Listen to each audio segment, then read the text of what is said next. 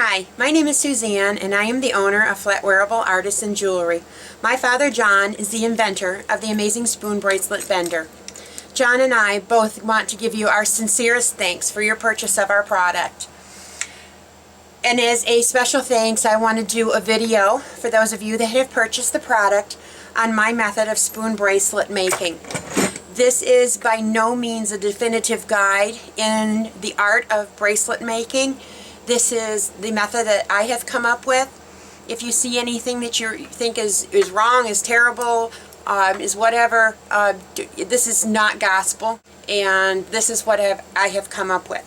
I'm going to explain to you the entire process, show you each step. I'm going to explain and describe all of the products that I use and where you are able to purchase them.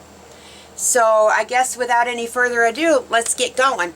I'm going to be making the bracelet today out of these two forks here. These are silver plated. One of the most important things I think you need to remember and you need to practice is eyewear. Always, always wear eyewear. A lot of the things that you do or I do when I make bracelets can cause severe damage to your eyes with flying pieces. A lot of the pounding, the cutting, the drilling, the things like that all have the potential to damage your eyes. So please, please wear eyewear. I have to anyhow because, well, just because I have to wear them. Because I have to see. So anyhow, let's get started. We're going to start by pounding the flatware into shape. Okay, I use the anvil, which is on this is a 4-inch vise that I purchased from Harbor Freight. If you don't have a Harbor Freight local to you, you can order. They are online. The mallet that I'm using is also a Harbor Freight. You'll notice a lot of my tools came from Harbor Freight. They're inexpensive, and for the most part things work pretty well. This is the soft face mallet Pittsburgh, and it's got one end that is harder than the other. Both ends work fine for the work that we're going to be doing here. So I'm going to go ahead and flatten out my fork. Nice flat.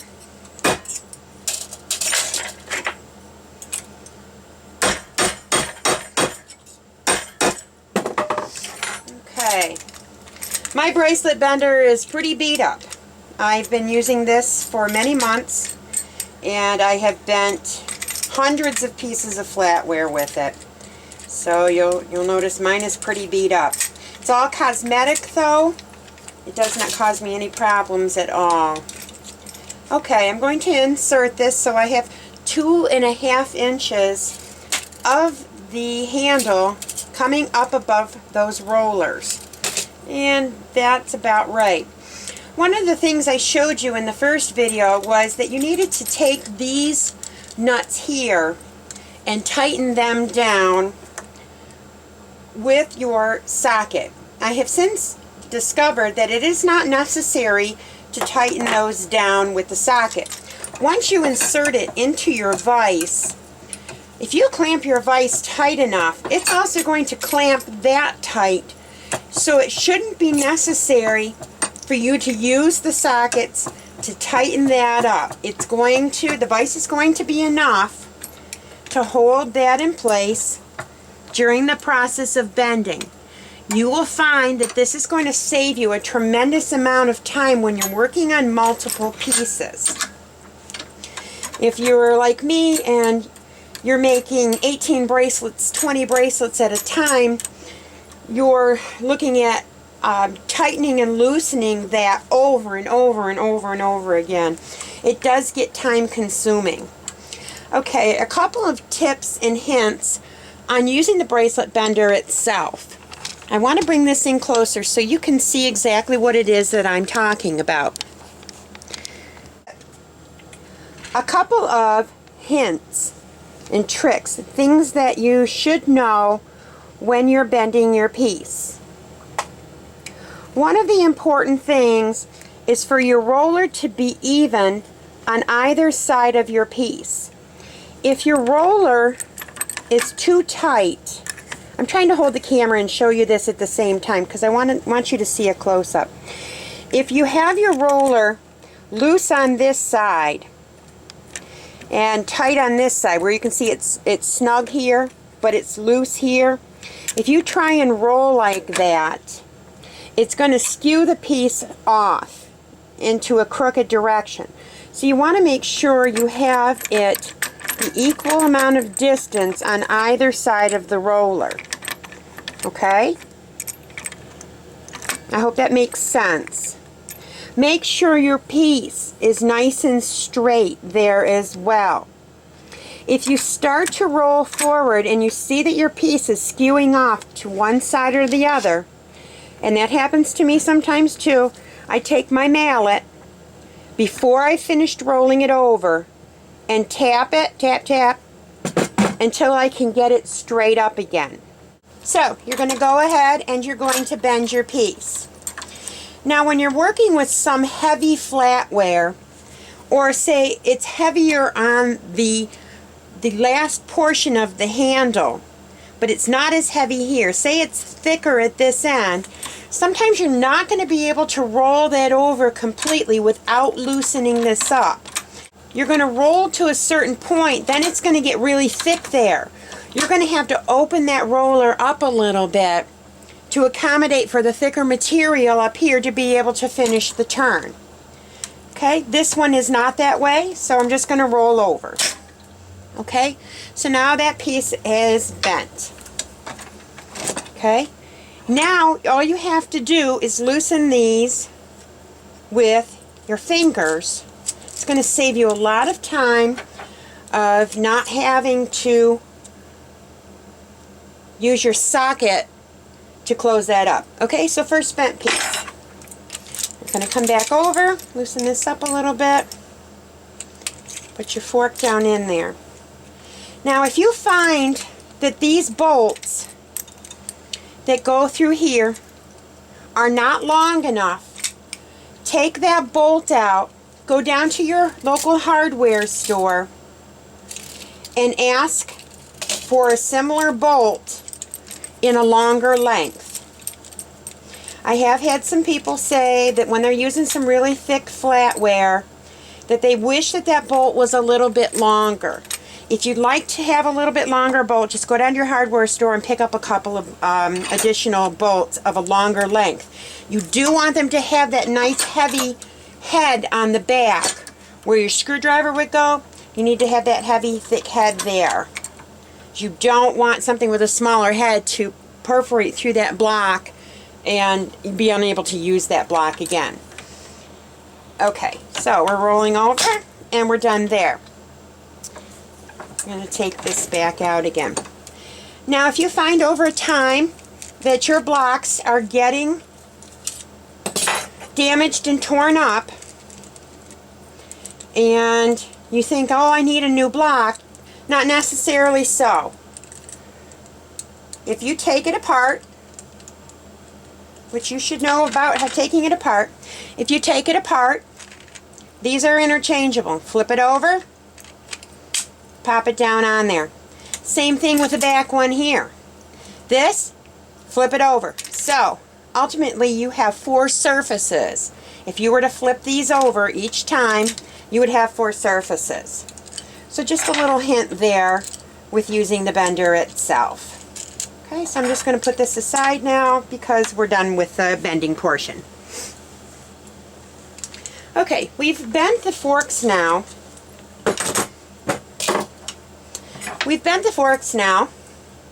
So now we're going to measure and cut for the bracelet pieces. So here's your 2 pieces we're ready to cut. We're ready to mark and cut.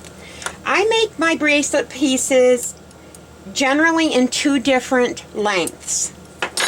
2 3/4 and 2 1/2, just depending on what I'm working with. If it's something for an average wrist, I find 2 3/4 length works well. If you're doing something for a little bit smaller wrist, you can go to a 2 1/2 inch length.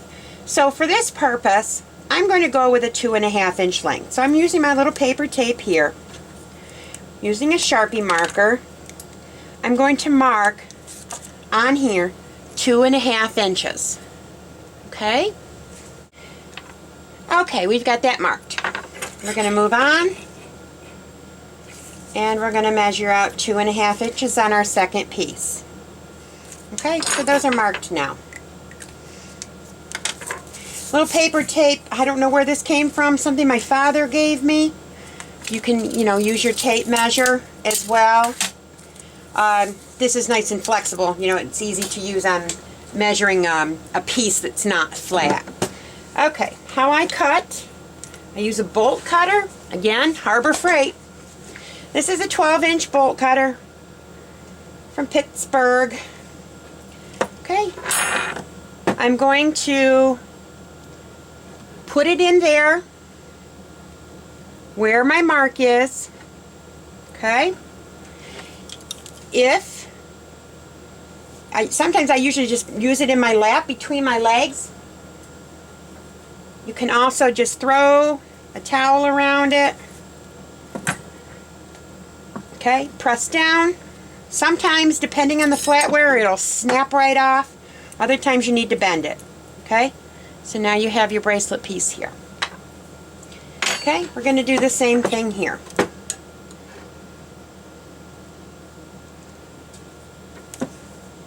Once you get the hang of this, you should be able to do a bracelet from start to finish in under half an hour. Now, let's see, that one snapped off. Okay? These go into my scrap. Alright, now you have 2 bracelet pieces of the proper size. These are 2.5 inch because I'm building this for somebody who has a little bit of a smaller wrist. Okay? This is a tool that has been so handy. This is a mini grinder, Harbor Freight. When I first got this grinder, it had a polishing wheel on it. It has this grinding wheel and it had a polishing wheel. What I didn't know when I purchased this was you cannot get replacement polishing wheels for this grinder. I think that's pretty crazy. If you bump up to the next model, there's one model just slightly larger than this one. If I had to do this all over again, I would have gotten the slightly larger model because it comes with the 2 wheels, but it also comes with a shaft attachment, which is similar to this. Comes with a shaft attachment, so you can use like a Dremel shaft tool. And that would have saved me having to buy an additional tool. So look for that one if you're looking to get a grinder. Okay, so what I've done here, I'm going to grind down the sharp edge on these pieces.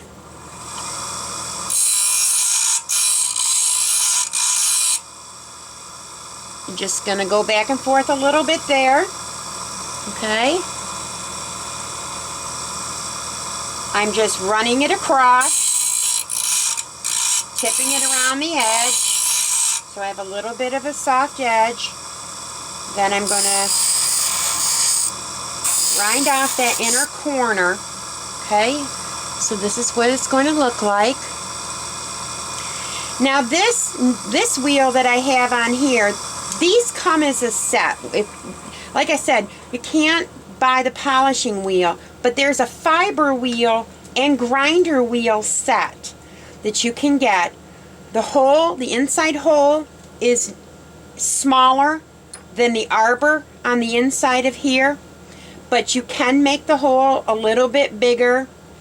Trying to think of what I used to make that hole a little bit bigger. Oh, a drill bit. I used just a long drill bit and just kind of ground it out by hand. Just ground out the hole by hand so it would fit that arbor inside there. Okay, because now this is no longer a polishing wheel, it is a fiber wheel. This is a much more abrasive wheel. You're not going to want to do any polishing on here unless you're going to make a satin finish, and I can show you what a satin finish is. This is only going to be used on the tip here just to smooth this edge off. You don't want to lay it on here a long time because it also takes off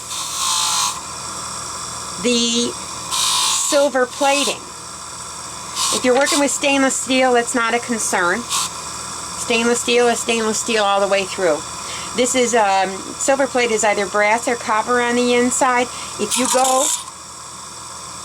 go, that was great, I just dropped it right in there. If you go too long on here with using the fiber wheel, you are going to take the silver plating right off of there. Okay, now, if you want to do a satin finish, like this is, these haven't been polished yet, but this has a shiny finish to it. If I want to make this a satin finish, which is just taking the shine off of it, just lightly go up the wheel. Make sure you do the sides. Okay, do the sides.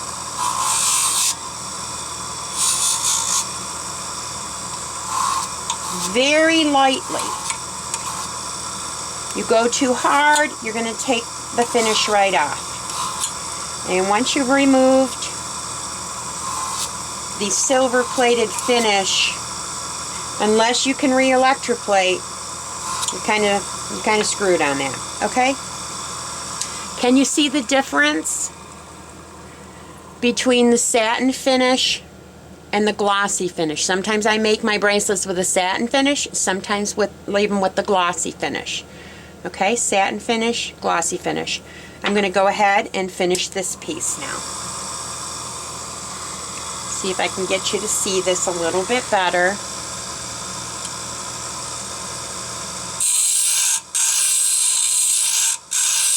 Just very lightly, running that back and forth across the wheel, checking to make sure it's even, taking off that inner edge,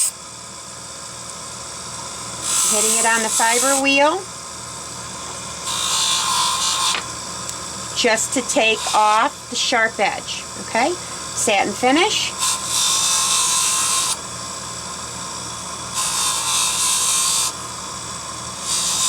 Make sure you do the edges. It doesn't look quite right if you have a satin finish on the front and shiny on the edges. At least, I don't think it looks good. Okay, just a very light touch. Okay. All right. That's the greatest little tool there. Now we're going to mark where we're going to drill the holes. This is a center punch, Harbor Freight. This is going to be used to mark our holes, and what it does is it puts an indent into the metal. So I lay my piece down near the edge. I choose where my hole is going to be. Then you're going to press down until you hear the pop. And get that right where I want it. Okay, and if you can see that, that marks a little indent in the metal, which allows your drill bit to grab onto that hole and not skid around. You don't want your drill bit skidding around on the metal, and that ends up ruining it. Okay, I'm going to put my hole approximately here. Find the spot, mark it. Okay, same thing with the second piece.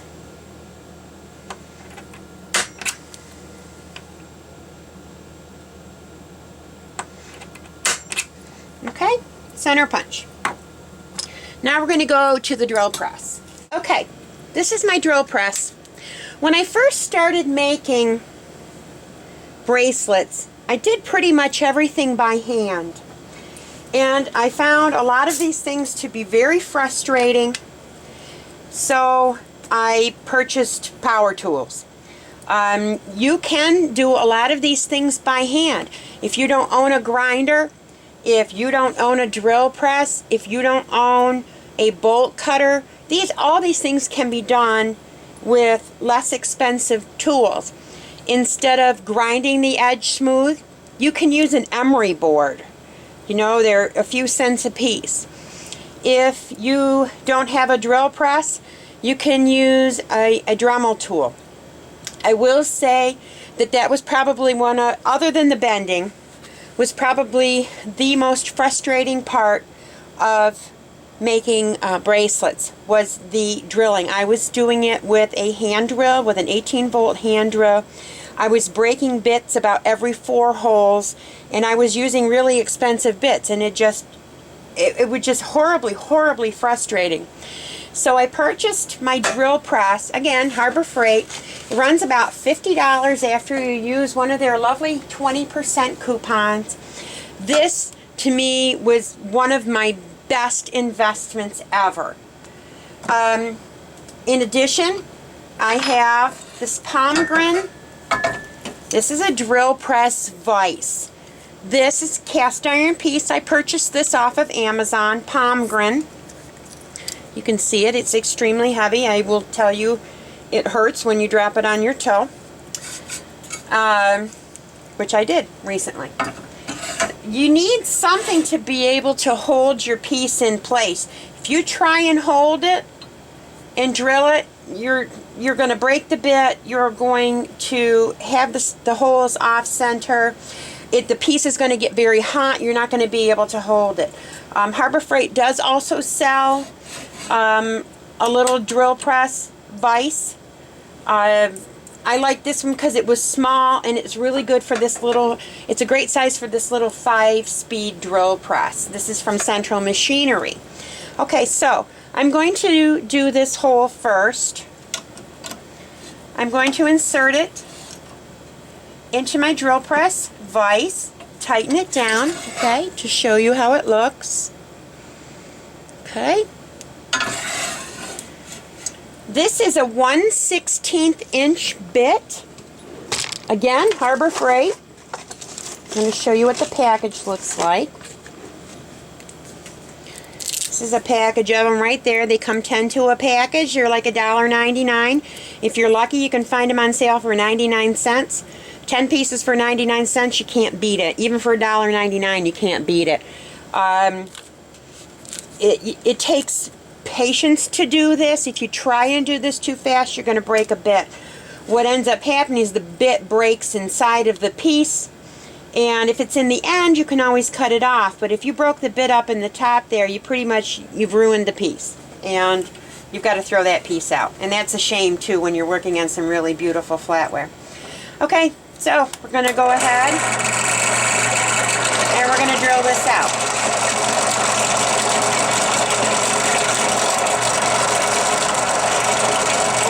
Want to hold the piece to make sure it's not moving. You're going to go slowly, just giving a little pressure at a time till you're through. Okay. Second piece. Some pieces are harder to get in there than others, depends on the shape of the flatware. So hopefully you can see what's going on here.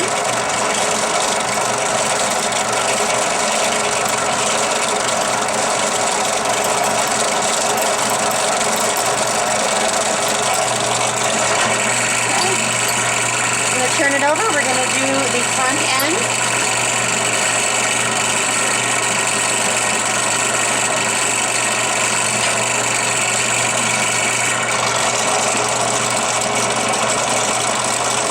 Put your drill bit right into that little dimple that you made with your center punch.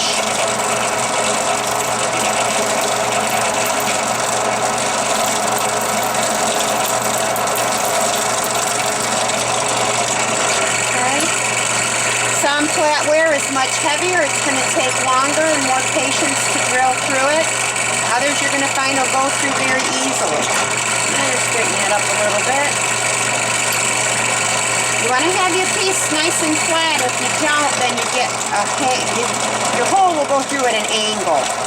It'll come out crooked on the other side, which isn't a huge problem.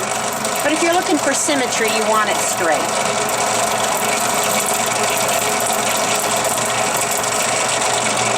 Okay. So the holes are done now. I find that unless I break a bit, I can usually do about 36 to 40 pieces of flatware, you can usually tell when it's time to change a bit. It gets real dull and it's going to take a while for you to go ahead and drill through. So, to show you, we've drilled the holes on both pieces now. Okay, now we're going to dress the holes out. Alright, what we're going to do at this point is we're going to dress these holes. And what I mean by dressing is, since the drill bit has gone through there, it leaves sharp edges on the holes. So we're going to smooth those edges down. And what I use for that is another Harbor Freight goodie. This is a rotary tool. I get it a little closer, but it's about as close as I can get with it plugged in. And to that I have attached a flex shaft from Dremel. This was an Amazon purchase. The reason I chose to use the flex shaft rather than just using a bit on the rotary tool itself is when you're doing a lot of work with a rotary tool, this gets very heavy over time. So I find it much easier to use this tool with the flex shaft. I've got 2 diamond bits. This one here, this is what I start with. And then I finish dressing the holes with this little round tip one. Okay. This one, make sure you clear the hole. I use this on approximately the number 3 speed. So I'm just gonna go through and clear the hole. Make sure there's no debris left inside the hole itself. Okay? I'm gonna switch the bit.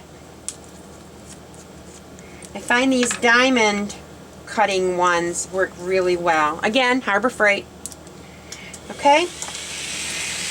Now what this does is it dresses the outer edge of the hole. It takes off any of the burr that's left. You want to do this carefully because this can skid right across the metal and leave a mark. Again, if you don't have this kind of a tool, you can get a file, and I'll show you how to do this with a file. I just was making so many bracelets that I really found it to my advantage to purchase some good power tools. Okay. You can also get these little needle pliers or needle files. Here's one. You can use these to dress your holes too.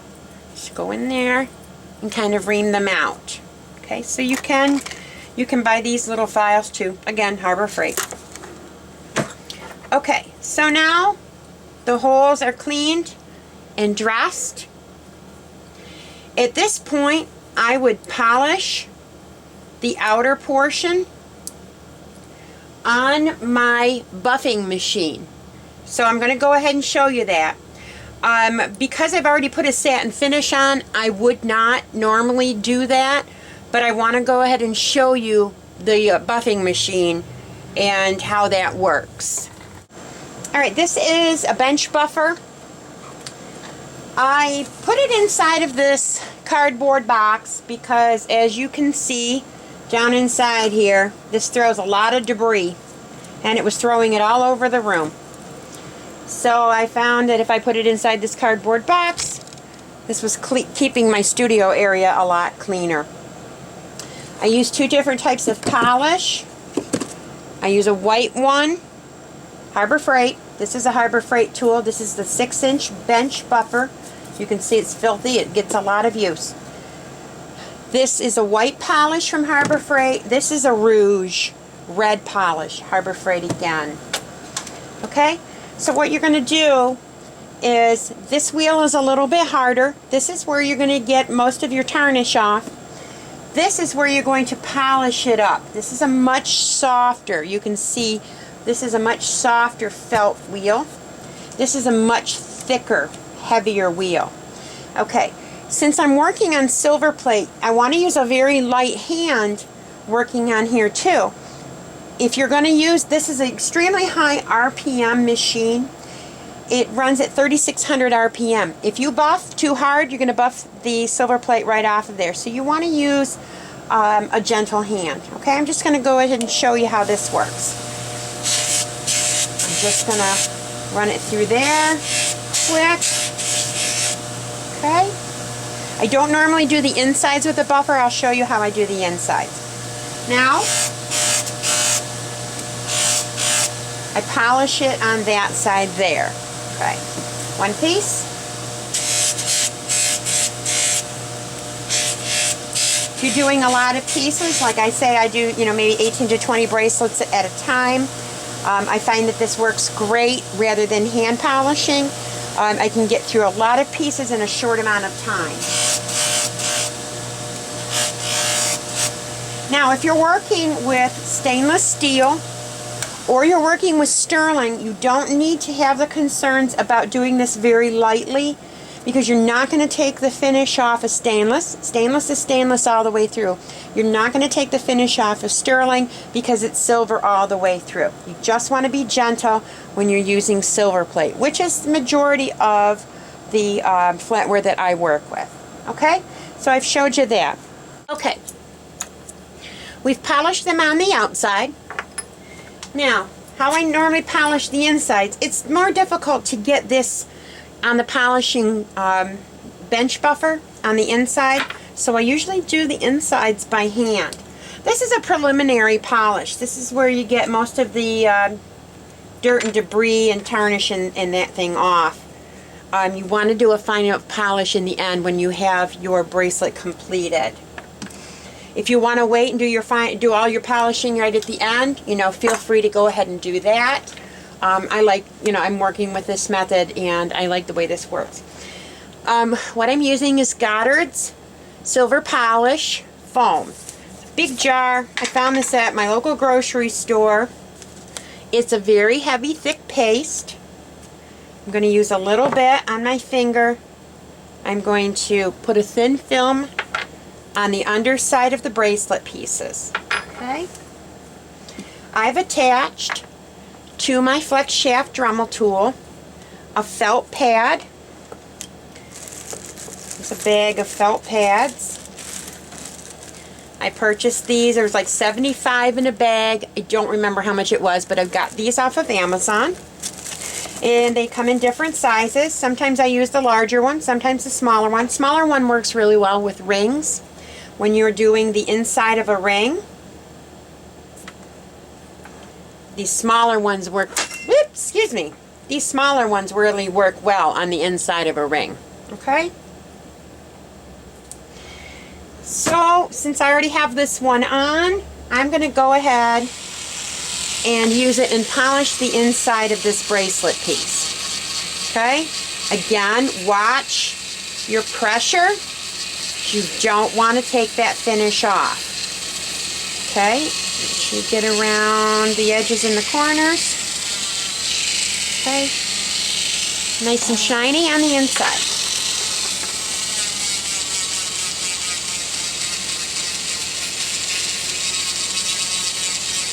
It doesn't take much, or doesn't take a lot of pressure, and it doesn't take very long. Okay, so now our pieces are polished up. Put this away. I'm just going to clean them off a little bit. These off.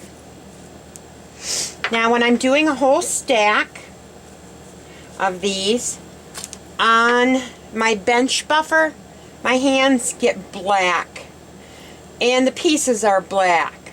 So by the time I've cleaned the outside on the bench buffer, I've cleaned the inside with the hand Dremel tool, everything's all messy and black and everything. I take everything to the sink, and with soapy water I wash all of the pieces with a toothbrush to scrub out all the grooves to make sure I don't have any dirt, debris, polish buffing compound, nothing left, so we have nice clean pieces. Okay, so make sure these are spiffed up, and these are now ready for assembly. Now, I'm not going to give you lessons on wiring beads and things of that nature. There are lots and lots of YouTube videos out there on wiring beads. I will show you how I'm going to wire the bead for this one. So it'll be just a quick lesson, but again, not a definitive guide on wiring beads. Okay. I have loads and loads and loads and loads of beads. A box of findings. Lots and lots of boxes of beads. So I'm going to choose what I'm going to use. I just picked these up. I think these are absolutely gorgeous. I'm very fond of crystals and natural stones. It's really something that I like to work with when I'm doing my designing. Everybody's got their own likes and dislikes. So choose what appeals to you or what works for you and your customers. My customers do love the natural stones. It's one of my more popular bracelets are the natural stones. These are so beautiful. It's really hard to choose what I want to use. These are agate beads, if you can see them. They have like a veining in them, like a dragon vein agate bead. Let's see. I think I will choose this one here. Okay. These came from a local craft store called AC Moore. I do buy a lot of beads online. I spend a lot of money on beads, crystals, anything for adornment. This is silver-filled wire. This is 22 gauge, again from a local craft store. We have AC Moore, Michaels, and Joann Fabrics. Okay, so I'm going to cut a section. My tools that I'm working with are a flush cutter, Harbor Freight. This is bent nose, chain nose pliers, Harbor Freight. This is a regular plier, long nose plier, Harbor Freight. And a round nose plier. You really need a round nose plier if you're going to bend your own beads or wire your own beads. And this came from one of the craft stores. Okay, so using my long nose plier, I'm going to make a bend. Using my round nose plier, I'm going to choose to make a small loop. So I'm going to put it down here towards the end. I'm going to wrap my wire around the top, flipping this up. I'm going to pull that little tail up and back. Okay? So now I have a little loop. Using my bent nose plier, I'm going to grab the loop. I'm going to use my long nose plier and I'm going to wrap 3 times around the end.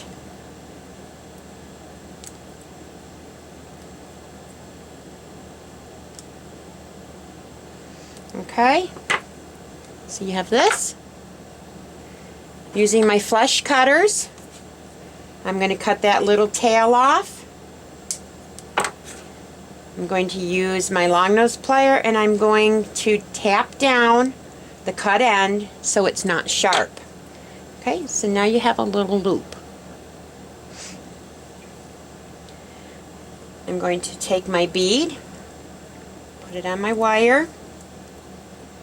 Okay, now I'm going to do the same process on this end. Long nose plier, I'm going to go up about a 1/16 of an inch, make a 90-degree angle. Round nose plier, bring it over and down, flip this up, flip your wire back. Okay, take it off, you have a loop. bent nose. And now we're going to wrap again till you snug up to your bead. Okay? I'm going to take and cut the tail.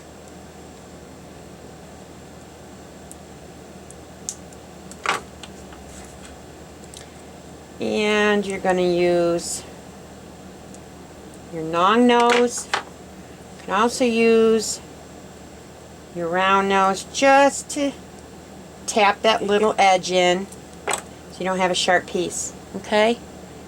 If you want to buy your beads already pre-wired, you you don't want to go through this process. If you're using something totally different, you're as creative as your mind lets you be.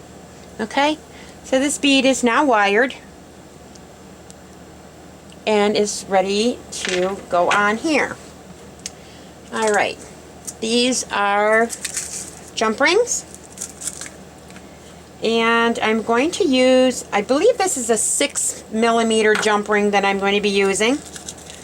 I buy these off of, I bought this little pack off of eBay.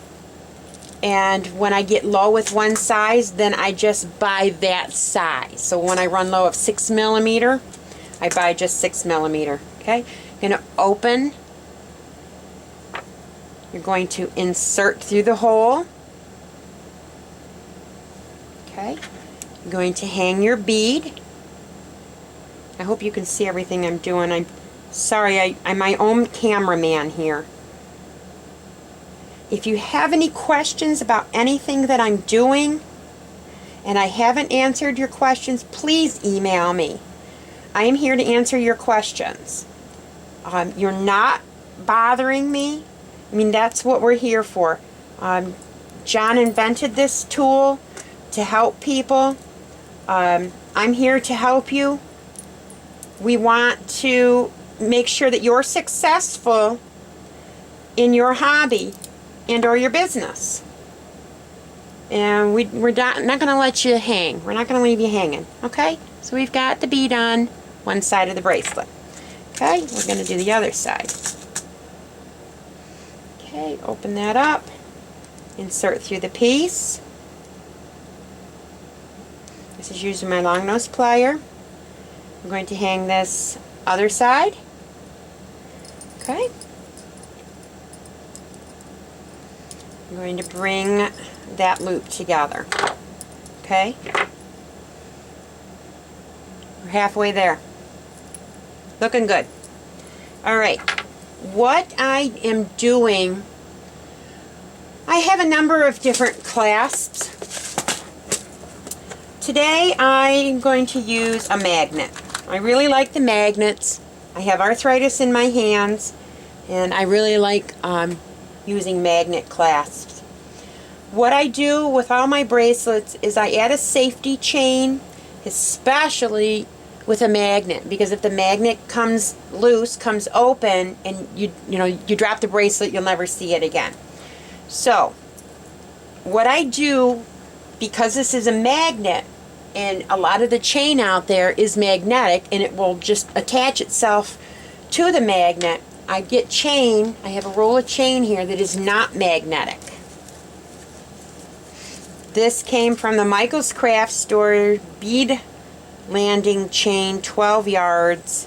I wish I could tell you what the size is. I don't know. I don't know what the millimeter size of this chain is here. So what I've done, instead of measuring out this with a tape measure every time I cut a piece of chain, on my desk here, see if I can get this down where you can see. On my desk here, I've already measured out 2 3/4 inches. That's how long I make my chain. 2 3/4 inches. So I'm going to go ahead, lay my chain across there, and measure out 2 3/4 inches of chain. So lay it out, use my flush cutters.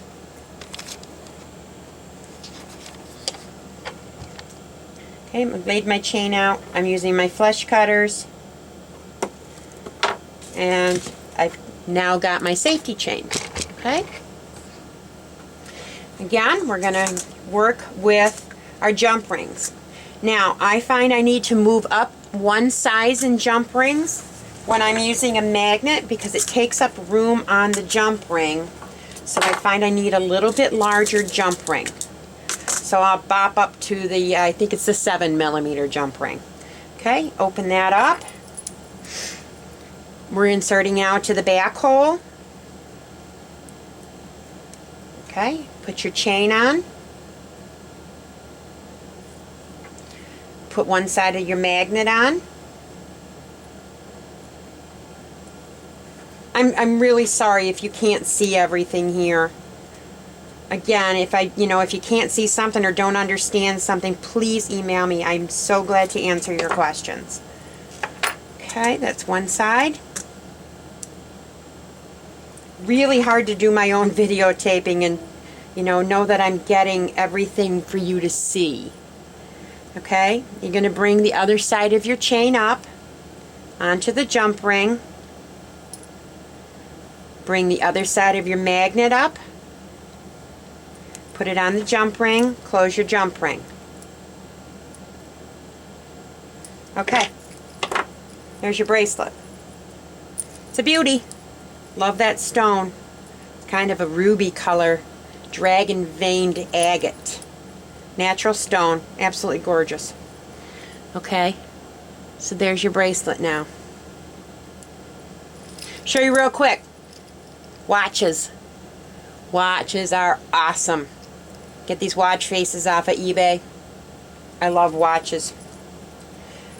This is a sterling piece I did. Swarovski crystals, purple crystals. Okay, so we've got that on there now. A couple things left to do. One is to solder. We're going to solder the links. It's not, it's not 100% necessary to solder your links, but if somebody pulls too hard, that's going to pull one of your jump rings open and somebody's going to lose their bracelet. So, soldering. Soldering is an art all its own, and it has taken me a long time to kind of get the hang of soldering. I wish I had all the soldering answers. There's a lot of YouTube videos out there on soldering. Watch some of them so you can get some hints and some tricks and hints. I'm not using anything real special with solder. This is a roll of lead-free. Please use lead-free solder. And this came, again, Harbor Freight. It's just a basic roll of solder. I know a lot of people prefer to use, if you're doing sterling pieces, they want you to use silver solder.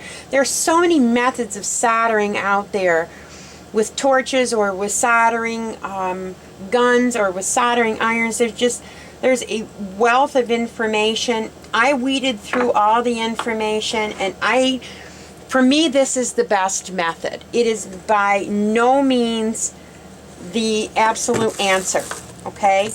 If you have a method of soldering that you like, by all means use what works for you, okay? So while my soldering iron is heating up, this soldering iron, you need a soldering iron that's got a higher wattage. This is a 60 watt iron. This is like $7 and change from Amazon. This is a pretty nifty little soldering iron. I tried soldering irons from Harbor Freight, but they were, like a 30 watt, and they are not hot enough. And oh my gosh, I was really, really struggling. And then I got back online, watched some more videos, did some more research, realized it was my soldering iron was not hot enough. That's why my solders weren't coming out good. That and a number of other things. This, normally these come with like a little sponge that you wet down that you're going to clean your tip off on. Hated it. Bought this, love this. I don't even know how to pronounce this. Aoyue, Ayue. Again, this is from Amazon. It has this little brass, kind of like a Brillo pad type of doohickey in there. It's not wet at all. And you're just going to tap, tap, clean your iron on that. This is fabulous. It has really lengthened the life of the tip. You'll notice over time the tip gets chewed away. This is a flat tip. They come in all different shapes and sizes. Let me pull one out here if I have any of the older ones. It comes with, this is one that's been pretty chewed up, but it comes with pointed tips. I really thought I would like the pointed tip. I found the flat tip I liked better. You know, again, it's all personal preference as to what works best for you. This is what is working for me. So, this is called a third hand. I usually basically only use this one little clamp up here. This is going to hold my piece in place while I do my soldering. Again, Harbor Freight, few bucks. So I'm going to start one ring at a time. I'm going to clamp up underneath. Okay. This is my solder. I've just cut a piece. You need flux. This flux was bought at a local hardware store. It's a paste flux. And I have a little tool. This is a little Harbor Freight tool. This is like a chip pick for like holding chips for circuit boards. You find this in the soldering section at Harbor Freight. This works really good to put your flux on. You only need a tiny bit of flux per solder joint. Tiny bit. Okay, I'm going to put the flux on the joint, just a tiny bit. Okay. Test my iron, see if we're ready to roll. Okay, one of the important things you need to learn about soldering is you put a little bit of solder on the tip, lay the tip alongside the joint,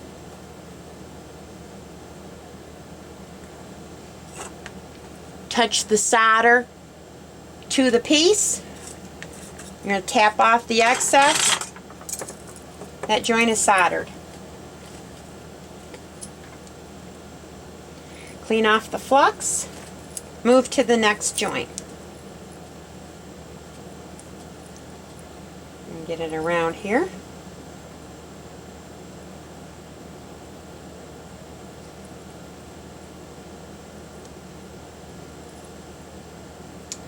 And get the little thing around here.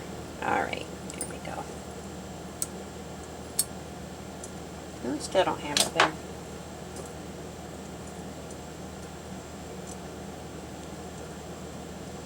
Okay, you can see what I'm working on here.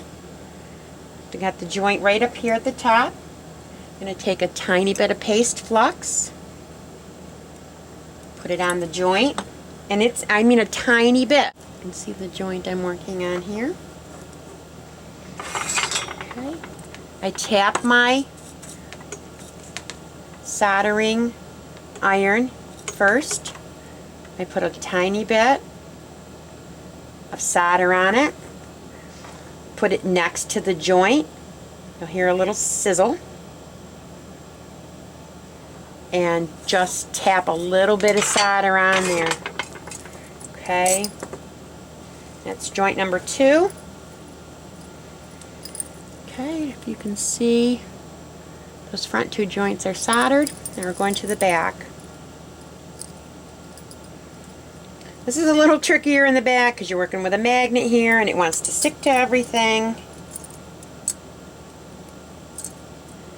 Okay. If you're working with smaller jump rings in your soldering, this can be more difficult because there's just not a lot of room to get in there with your soldering tool. Okay, flux. Tap your iron. Tiny bit of solder alongside the joint. And good to go.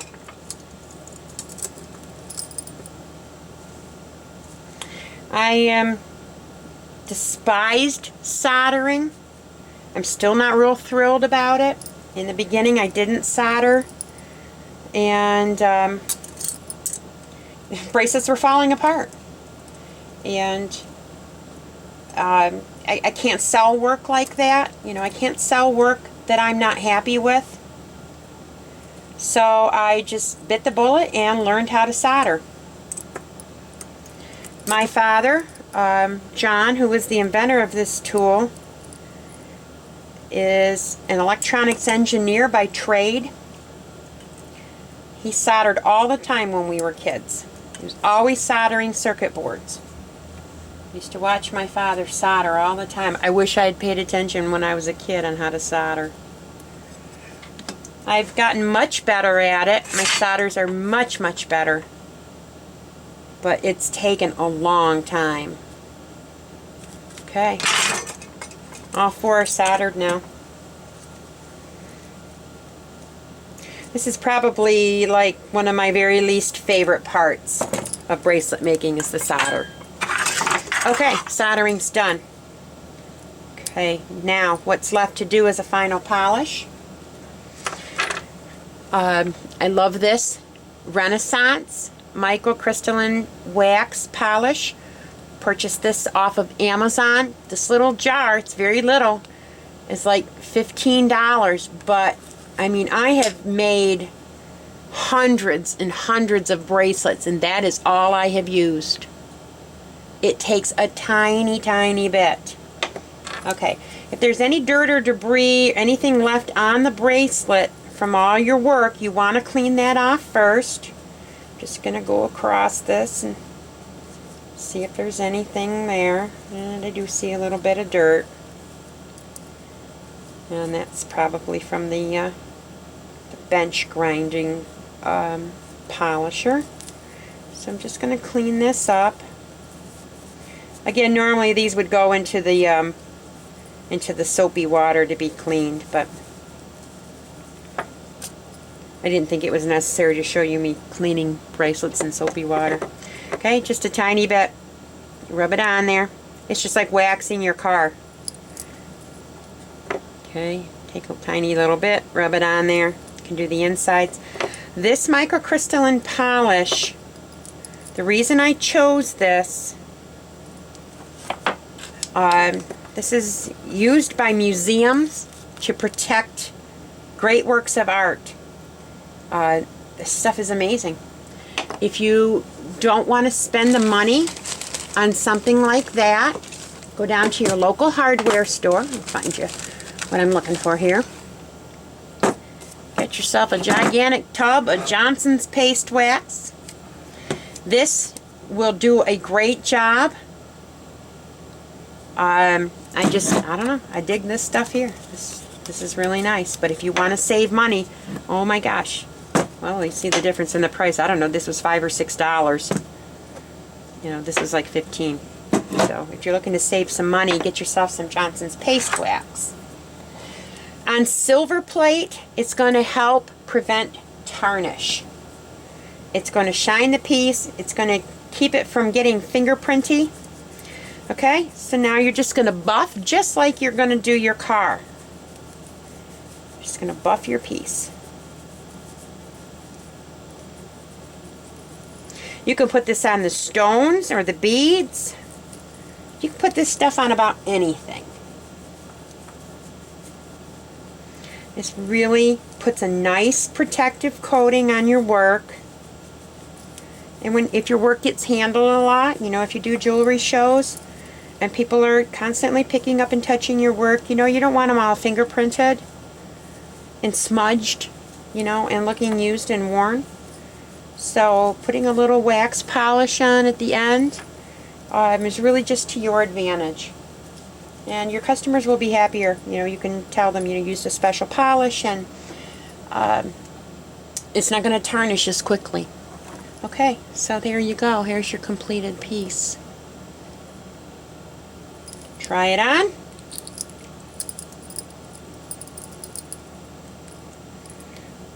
Magnets there. Wiggle it around till those magnets decide to stick together. Okay. There you are. There's your bracelet. Here's your completed bracelet. It's a beauty. If you have any questions, or you have any problems, or you have any concerns of any kind, please don't hesitate to email me. My email is suzanne@flatwearableartisanjewelry.com. I will try and answer any questions you have, whether it be on the bracelet bender and its usage, or on bracelet making. You can make a variety of other things. You can make pendants, watches, key tags. This necklace, I made this necklace. Is it flipped right? I made this necklace. This was out of 2 pieces of flatware. One there, one there. You're only limited by your imagination. So have fun with your jewelry making. Oh, I have to show you this really cute. Bracelet that I made. For doing my jewelry shows, I have a display. And I wanted people to really see a bracelet. Okay, so we'll compare. This is the bracelet that we just made together. Okay. This is my display bracelet. I just love this thing. I'll put them down here on the table side by side for you to see. And get it to sit there. Okay.